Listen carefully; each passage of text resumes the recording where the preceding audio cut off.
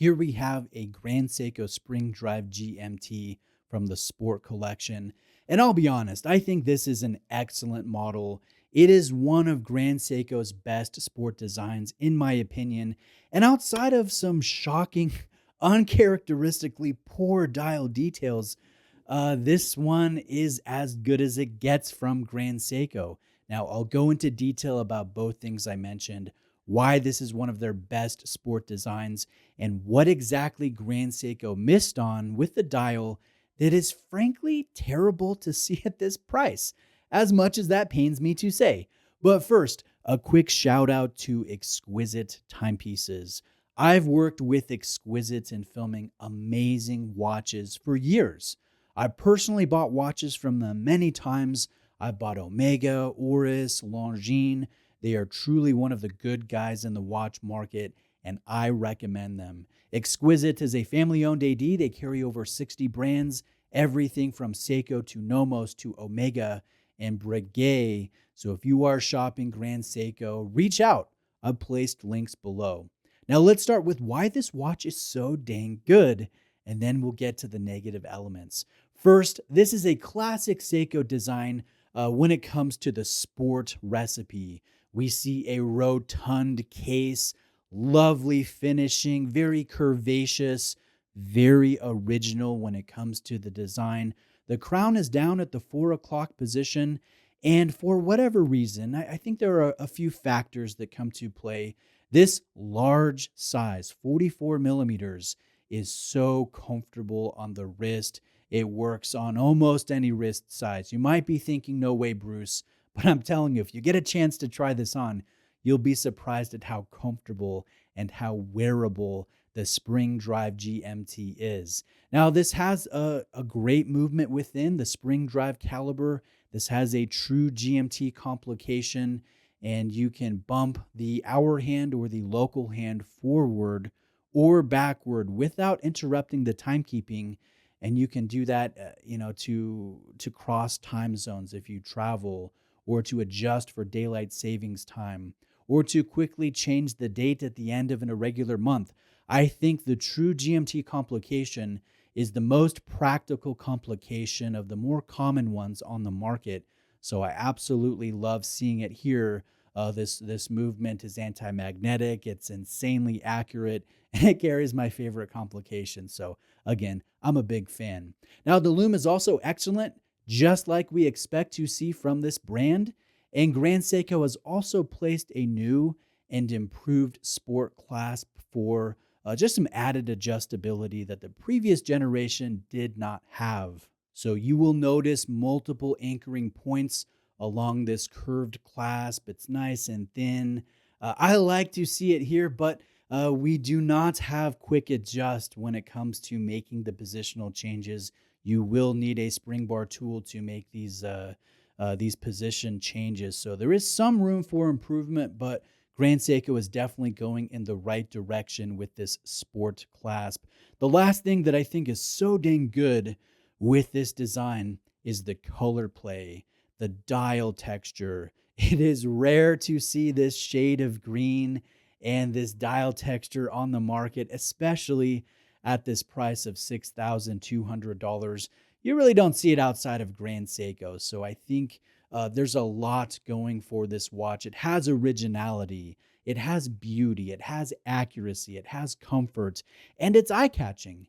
It's unique. You won't see this watch very often in the wild. You may see a lot of Rolex, a lot of Breitling, a lot of Omega or Tag Heuer, heck, even Zenith. But when it comes to a Spring Drive GMT, it really just isn't very common. So I think that's a positive thing. Now, I have filmed a few of these designs, and my father owned one years ago before the logo change of the brand. And again, I think it's a great sport recipe. Considering all of the aspects and then considering this $6,000 retail price, I think the value is present here. And that's why I place it at or near the top of the sport collection.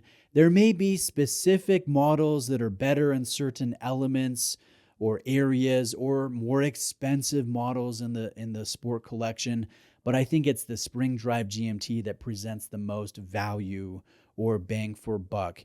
Now, all of that praise aside, this watch is lacking in a couple areas.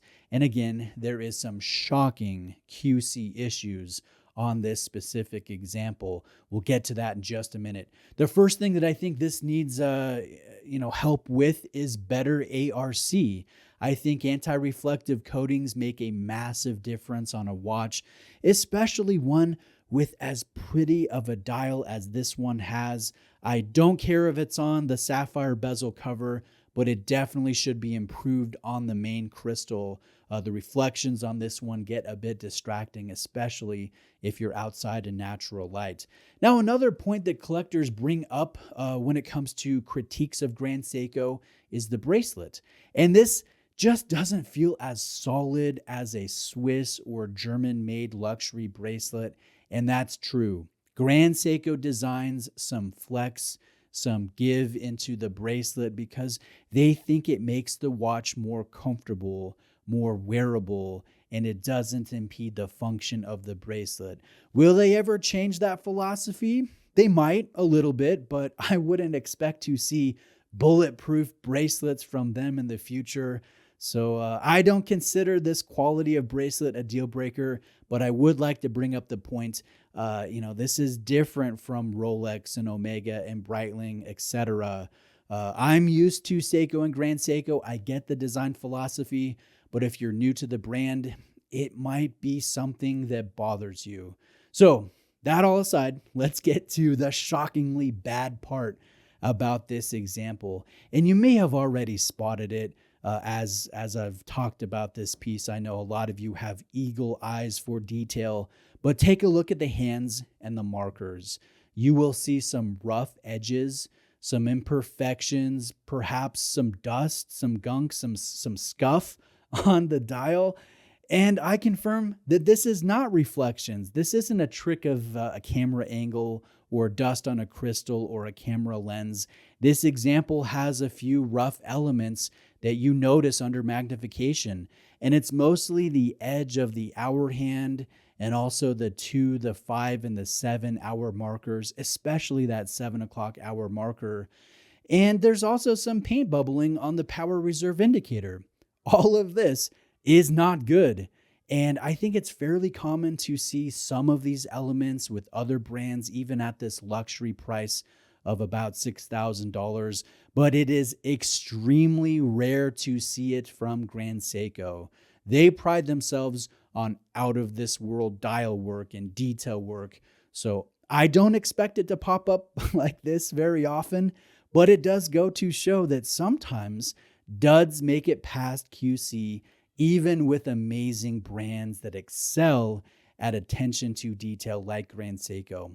So again, this one's a little gross under the macro lens, and I hope that it's not an indication of more frequent issues from the brand.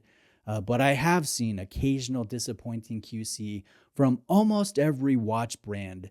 And I think we can, safely say that this is uncharacteristic from Grand Seiko, but it is important to point out. We expect flexible bracelets from Grand Seiko, but we don't expect dial imperfections like this. Sound off with your thoughts below.